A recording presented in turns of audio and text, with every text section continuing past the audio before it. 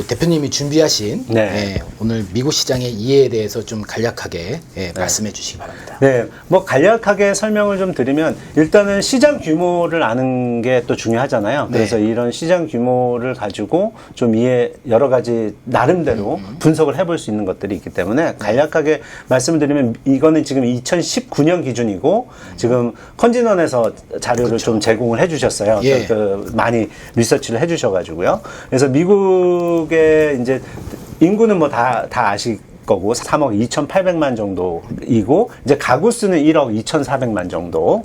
그리고 방송 매출 전체 이제 방송 매출을 보면 약 180조 6,400억 원 정도가 180조. 되고요. 예. 180조. 예.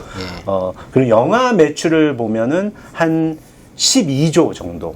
한국 하나로 한화로 12조. 12조 정도인데 또 중요한 또 사실은 내용을 말씀해 주셨는데 2020년 자료가 나오면 네. 엄청난 차이가 날 거라고 그쵸. 기대가 됩니다. 특히 영화 매출이요. 지금 현재 2020년 현재까지 좀 얘기가 되고 들어보니까 작년 대비 80% 정도 급감했다고.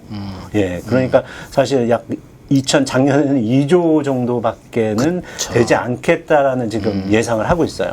당연히 팬데믹, 우리 코로나 그 그쵸. 팬데믹 때문에 영화관에 갈 수가 없었기 예. 때문에. 그것도 1, 2, 3월 달에만 한 거겠죠, 아마. 그렇겠죠. 예. 그래서 지금 2020년은 80% 급감했다라는 작년 대비 급감했다라는 내용이 있으니까 이제 자료가 정확하게 나오면 네. 그거에 대해서 또 좀 설명을 드리고 그러면 한국을 보면 뭐 아시는 인구 뭐 5,100만 정도, 가구 수가 약 2,089만 네. 정도, 방송 매출이 이제 20조, 네.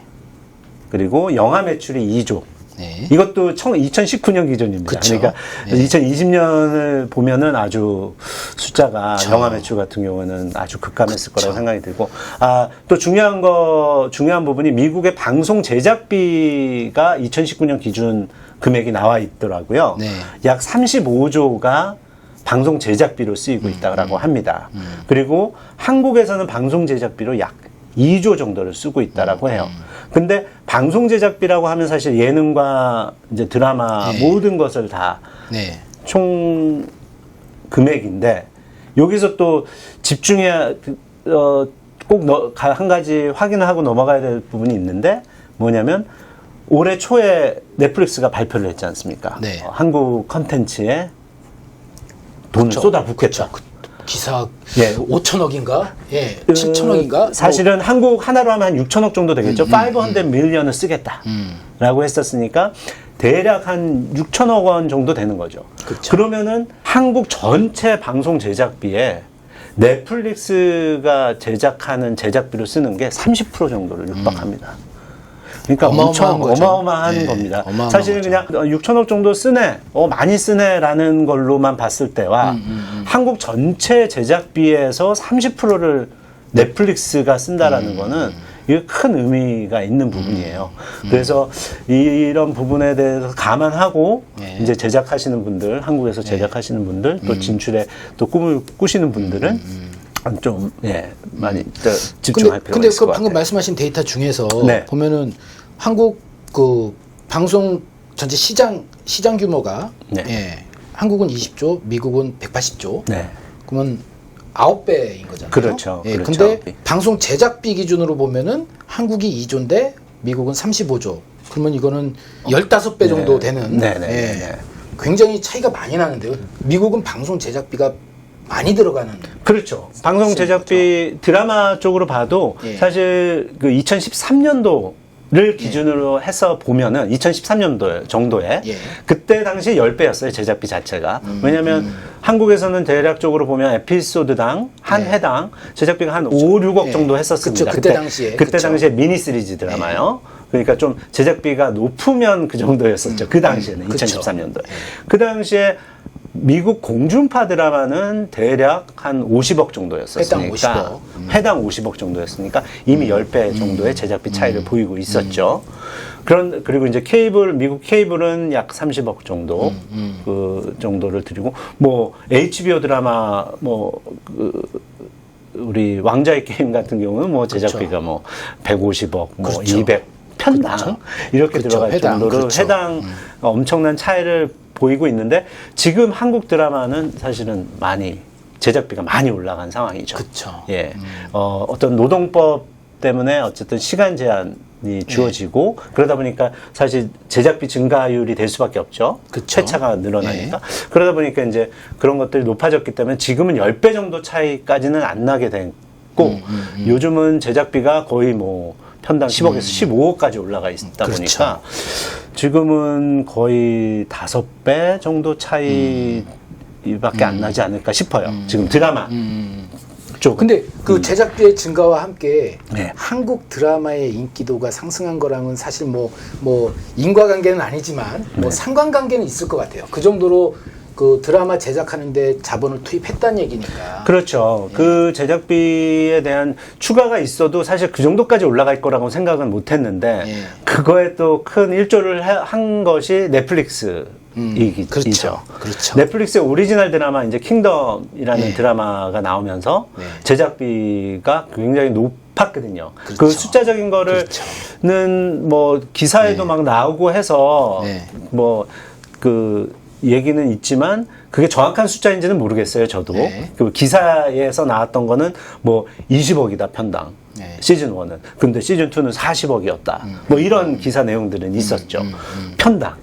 그러니까 한국 드라마 기준에서는 와 드라마에 이 정도의 금액을 쓴다라고 해서 사실 많은 제작자들이나 작가들이나 이런 분들이 아 그러면 우리도 이 정도의 제작비를 들이는 제대로 된 드라마를 만들어 보자라는 어떤 불씨를 제공했지 않을까 싶어요. 그쵸. 거기에 또 플러스 말씀드렸듯이 이제 노동법이 바뀌면서 주당 일하는 그쵸. 시간이 이제 그렇죠. 주 52시간으로 52시간. 이제 정부에서 이 정도의 시간에 일을 해야 된다라고 이제 제정이 되면서 이제 회차가 늘어나면서 올라간 상승률도 있고 제대로 만들면 해외 제대로 된 금액을 받고 팔 수 있다라는 또 계기가 됐었기 때문에 사실 그거에 대한 상승률 하다 보니까 사실은 지금 10억 선은 이제 가볍게 이제 가는 것 같습니다. 편당.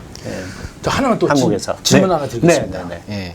그 미국에서 지금 한국 드라마가 요새 좀 인기긴 한데 어느 정도의 관심도가 지금 있다고 봐야 될까요? 그러니까 왜냐면은 언론이랑 이런 데서 나오는 기사를 보면은 뭐 거의 뭐 한국 드라마가 뭐 거의 뭐 헐리우드 뭐 점령은 아니지만 막 엄청 많이 막 인기가 엄청 높고 막 이렇게 지금 받아들이고 있는데 한국 콘텐츠가 근데 사실 미국 현지에서 봤을 때는 어떤가요?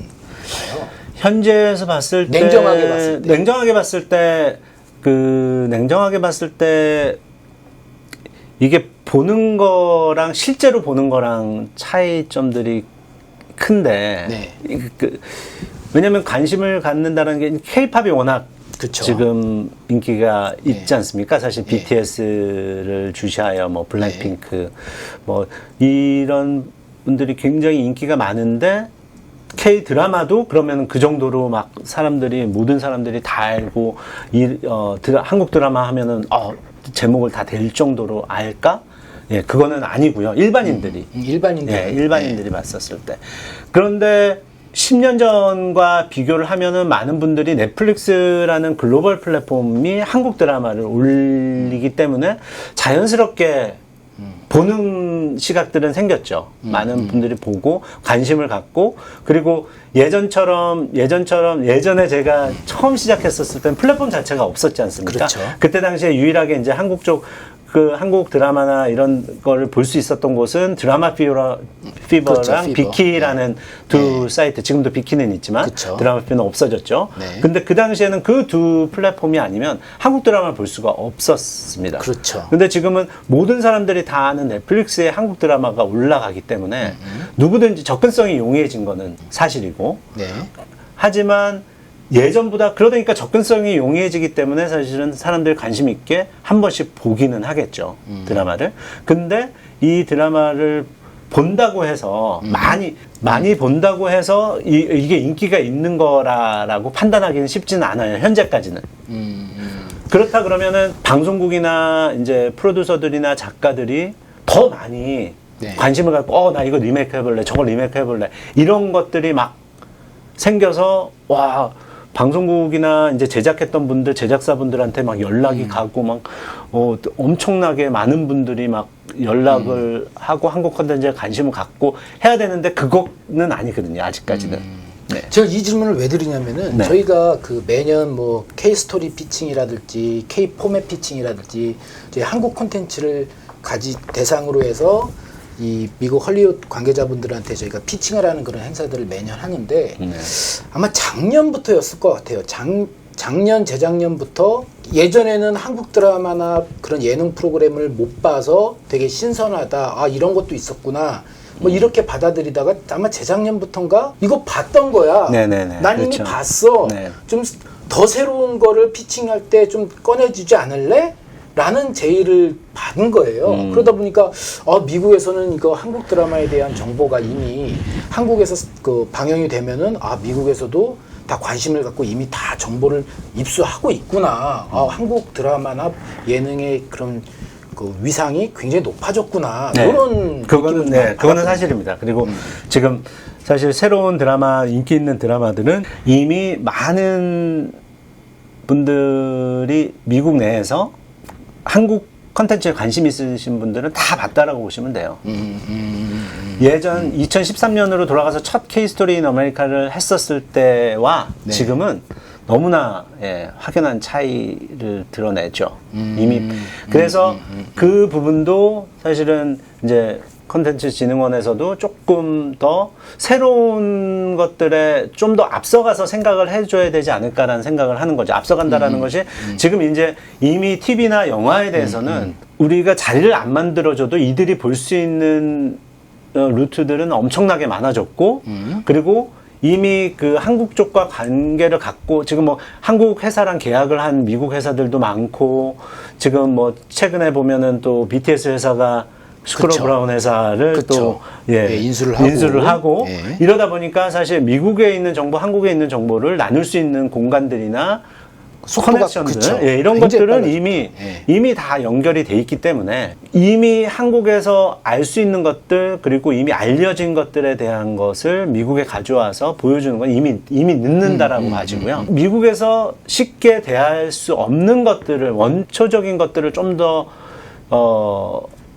지원을 해주는 것이 좀 더 좋지 않을까 싶습니다. 그러면 좀 또 질문 하나 드리는 게 예를 들어서 예전에는 한국에서 방영이 된 그래서 어느 정도의 뭐 퀄리티가 좀 보장이 된 이런 것들을 가지고 가야지 미국 시장에서 좀 먹히지 않을까라고 생각했었는데 지금은 이미 그 한국에서 뭐 방영됐었던 정보라든지 이런 것들이 다 실시간으로 미국 바이어들한테도 다 이미 이분들도 알고 있는 상황이니 저희가 그런 한국 콘텐츠를 알릴 때는 이렇게 이미 시장에 나온 것보다는 시장에 나오기 직전에 좀 신선한 것들 만들어지진 않았지만 신선한 것들 이런 것들도 다 각각 상품이 될 수 있다는 거. 그렇습니다. 그거 말씀해 주시는 거죠. 네네. 원천적인 거를 좀 더 소설이 될 수도 있는 거고요. 그리고 웹소설. 그렇죠. 사실 이제 웹툰 같은 경우는 이제 지금 그렇게 시작하고 계신 것 같아요. 웹툰이 워낙 이제 한국 드라마로 많이 만들어지고 있잖아요. 웹툰을 기본으로 한 드라마들이. 그러다 보니까 그걸 드라마를 통해서 이제 웹툰, 이게 원작이 웹툰이라고 해서 이제 웹툰에 눈을 돌리는 쪽도 많이 생겼거든요. 미국 쪽에서도. 그런데 웹툰은 이제 그림이기 때문에 어떻게 보면 스토리보드를 보는 듯한 느낌이기 때문에 좀 더 쉽게 접근할 수 있는 용이성이 있는데 이제 이게 쉽게 접근할 수 있는 용이성을 가진 것 부분 작품들이나 그 원작들은 이미 또 많은 분들이 또 이미 볼 수가 있기 때문에 소설 같은 경우는 쉽게 접근하기 쉽지가 않습니다.